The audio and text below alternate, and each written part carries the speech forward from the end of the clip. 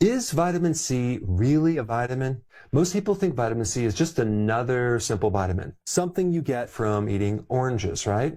But what if I were to tell you vitamin C isn't really even a vitamin at all? And I'm just comparing it to other vitamins, which are focused more on maintenance. Vitamin C is actually a stress survival molecule.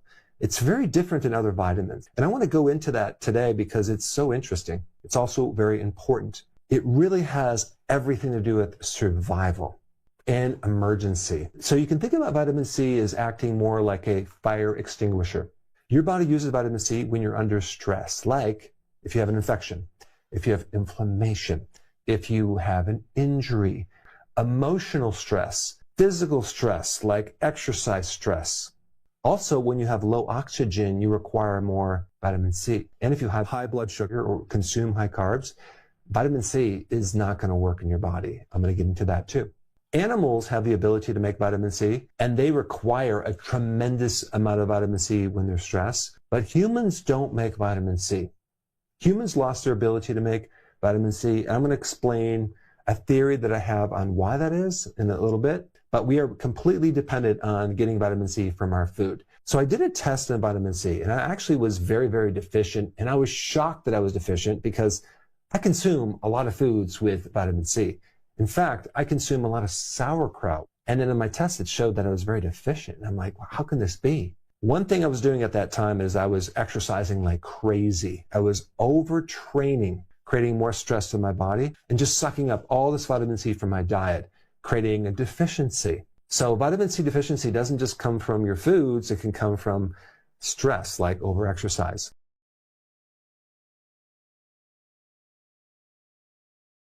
And here's something else that people don't realize. 90% of the vitamin C used in supplements is completely synthetic. It's called industrial vitamin C. It's made from corn sugar in factories, mostly overseas. And I won't tell the country that most of it comes from, China, but it's super cheap. You can buy 2,000 pounds of synthetic vitamin C for under $3,000. Now, what would that actually come out to per bottle of synthetic vitamin C? Well, it comes out to only 30 cents a bottle. So when you see a bottle of vitamin C at the store for like $5 or $10, realize it's purely synthetic, and they're making a huge markup. Even though it's cheap, you are getting a synthesized industrial version of vitamin C. In nature, vitamin C comes as a complex with many different parts. It doesn't just come as an ascorbic acid antioxidant. And if you're going to get vitamin C, read the labels, make sure it just doesn't have ascorbic acid, make sure it comes from actual food complexes, okay? Not just one individual synthetic chemical.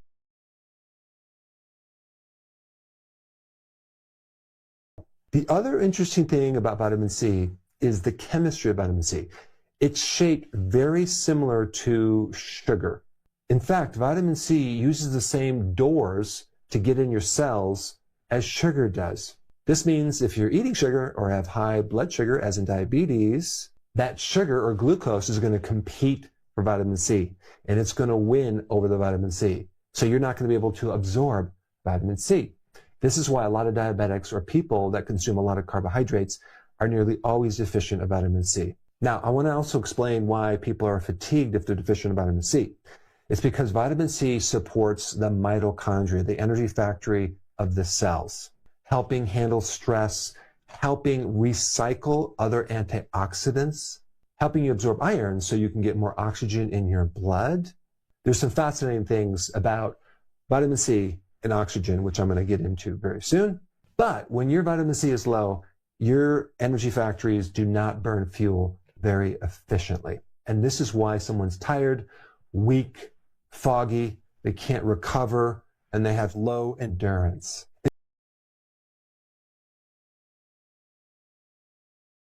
In fact, let's talk about the oxygen connection right now. And this is something that most people probably have never heard about vitamin C. Vitamin C helps your cells respond properly to oxygen. Your cells have this little oxygen alarm system that activates when you're low in oxygen. And when your cells are low in oxygen, there's a sensor that tells the body to make more vitamin C. When you're low in vitamin C, your cells will be suffocating because they're not going to have enough oxygen. Realize also, when I talk about lack of oxygen, I'm also talking about inflammation, because anywhere in your body that you have inflammation, you will also have low oxygen. And in states of inflammation and low oxygen, you're going to have stress in that tissue. People that don't have enough oxygen when they're exercising will not have endurance. Also, relating to scurvy, people think that scurvy is bleeding gums and loose teeth. But scurvy is the end stage of a severe vitamin C deficiency. The real problem in modern day is something called a subclinical scurvy, which is not a full-blown end stage, but it's definitely a deficiency of vitamin C. And what would that look like? That looks more like slow healing. You bruise easily. You have frequent infections, chronic fatigue, chronic inflammation. So you don't actually have to have bleeding gums or loose teeth to have scurvy. But I will say this, sometimes I'll see people with like really red gums. Their gums bleed easily when they brush their teeth. That is a major vitamin C deficiency. So if you see that, just tell the person they need to up their vitamin C.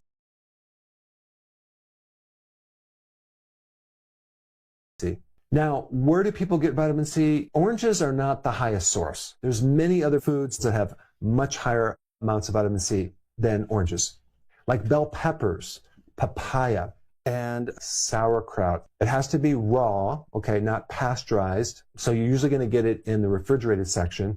But before I get in too deeply, I want to come back to that orange juice. Realize that heat and oxygen exposure lower the vitamin C. So as in pasteurized orange juice, which is most orange juice. So when you're buying this orange juice from the grocery store and thinking you're getting any vitamin C, you might want to think twice. And so if they claim that it's a good source of vitamin C, just look in the back of the label, and you're usually going to see they're going to add vitamin C. But really, are they adding vitamin C, or are they just adding some industrial ascorbic acid and making you think that it's legitimate vitamin C? Okay, let's get back to the sauerkraut, okay? Fermented vegetables, especially sauerkraut, are loaded with vitamin C. Kimchi also has a lot of vitamin C. Your bacteria don't make vitamin C, but they protect it. They help stabilize the vitamin C. And so the reason why there's so much vitamin C is it concentrates the vitamin C. So when you consume it, it's a very good bioavailable source of vitamin C. And if you think about our modern environment, right, we have high sugar, high stress, high amounts of inflammation, low amounts of real vitamin C in our diet. All of this equals lower amounts of vitamin C. So a couple recommendations for vitamin C. Number one, make sure you get it from your diet. I would consume more fermented vegetables like sauerkraut, at least half a cup each day.